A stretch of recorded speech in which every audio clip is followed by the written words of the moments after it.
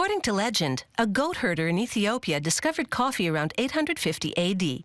Eventually, the beverage reached Italy, where the first European coffee house opened in 1645. Today, about 2 billion cups of coffee are drunk each day around the world, making coffee the second most valuable trading commodity after oil.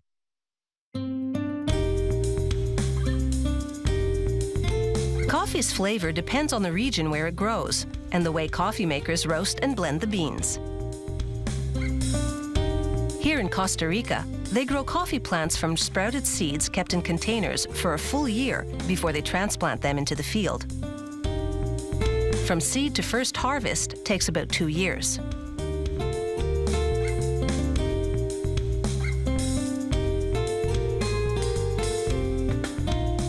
Coffee plants flower over the course of 3 days, covering the fields with fragrant jasmine-like blooms.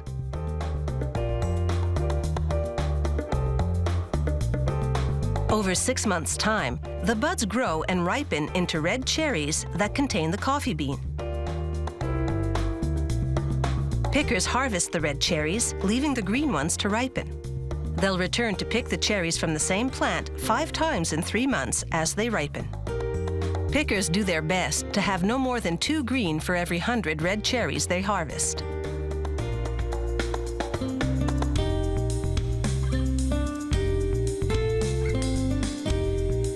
They empty their bins into bags and load them into trucks. Each bin produces about 2 kilos of coffee beans, enough to make about 200 cups of coffee. The fresher the berry, the better the flavor. Cherries picked in the morning are at the wet mill, ready for processing that afternoon.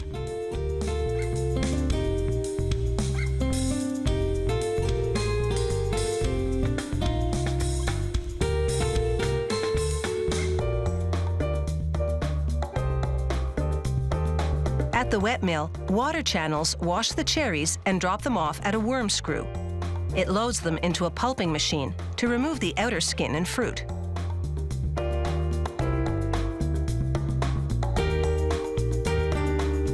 A rotating drum presses the cherries against the wall of the pulper and squeezes out the bean.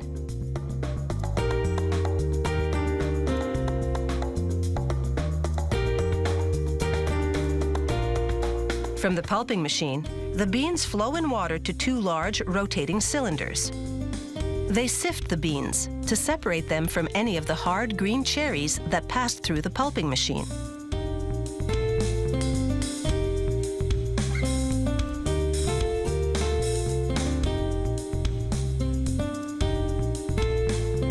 Next, the beans bathe in more water, which draws out a thick, sugary substance known as miel, honey in Spanish. The coffee maker then feels the washed beans to make sure they're no longer sticky. The beans then drop into the drying bin below. Workers now lay out the beans to dry in the traditional way, outdoors on a cement patio. For 4 days, they rake over the beans as they dry in the hot sun. At night, they let the beans rest to extract the most flavor. Once the beans are dry, they go into a milling machine. Inside, large stones grind away the parchment-like hull from the bean.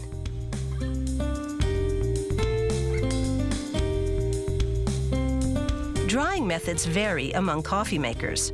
They're a closely guarded secret. The beans can also dry mechanically in rotating drums that pump in heated air. Workers closely monitor the process and empty the drums when the beans are dry.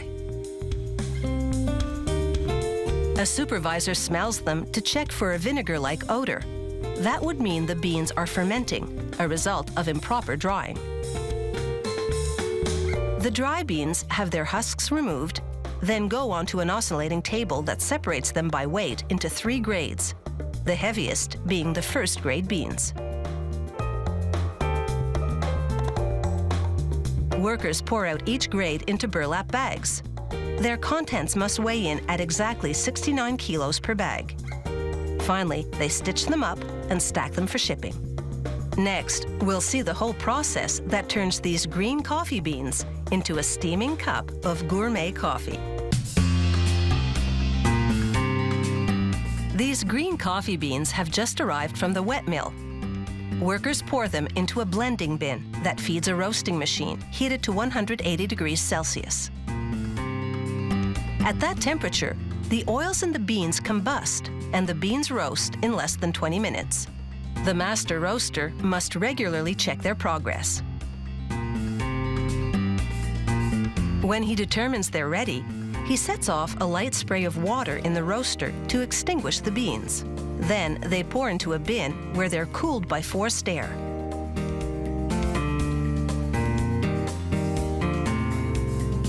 As they roast, the beans go from green to golden brown, then black. Before roasting an entire shipment of beans, coffee makers first test a small batch. They follow a standardized procedure at the plant's testing laboratory. First, they roast 300 grams of beans in a small gas oven for a few minutes.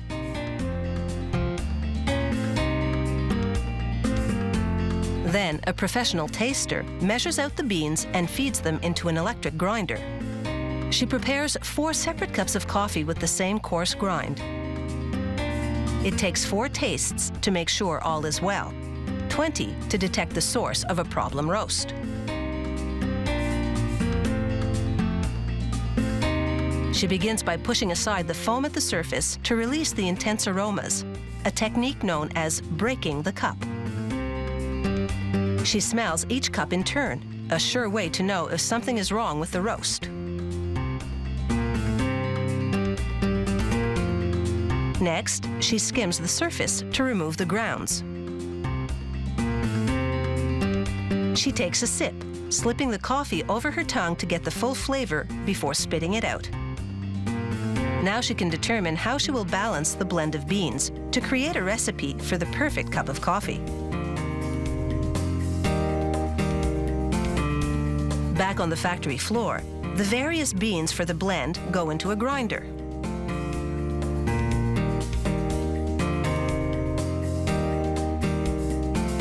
It will produce the desired grind, coarse, medium, or a fine espresso like this. Now the coffee is ready for packaging.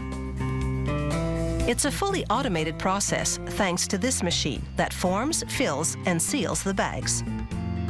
Gourmet coffee must go piping hot from the grinder to the bag to ensure freshness. As the machine seals each bag, it pumps in nitrogen to replace the oxygen that makes coffee stale.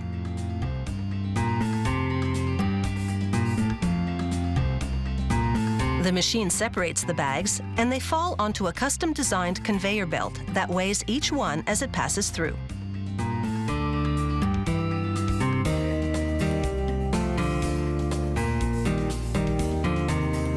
Over at the espresso machine, the barista demonstrates the technique required for a perfect espresso. She puts 7 grams of ground coffee into the holder, tamps it down firmly, then wedges it in place. The machine applies water pressure to extract the espresso. The distinctive foam is a sign this coffee is first rate.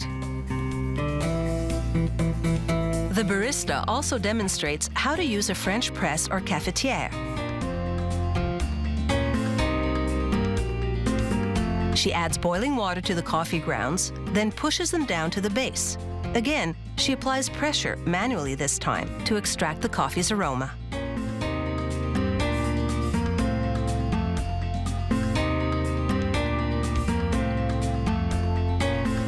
Finally, she demonstrates how Costa Ricans make a traditional cup of coffee.